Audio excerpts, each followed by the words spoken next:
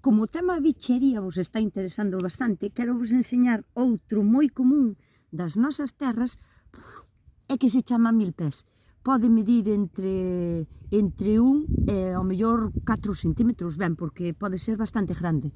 Se o molestas, faise como con movimentos como moi rápidos, porque o que quere é enterrarse, non está ben á luz do sol e vive como enterrado, pode vivir hasta 20 ou 30 centímetros ou así. Aliméntase de materia en descomposición, é un dos que axudan a que a nosa terra teña humus de xeito natural.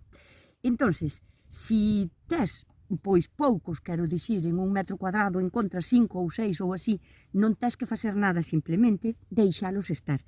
Pero si atopas demasiados, son indicadores, é un bioindicador de que tes moita materia fresca sin descompoñer ben, porque tamén se poden dar ben cando hai demasiada materia fresca. E humedad, claro, que é o que se dá nas terras que están pois como máis traballadas, non? E nada máis. Vamos a seguir traballando. Eu sigo encontrando bichos e queredes sigo vos enseñando, que hai dabondo.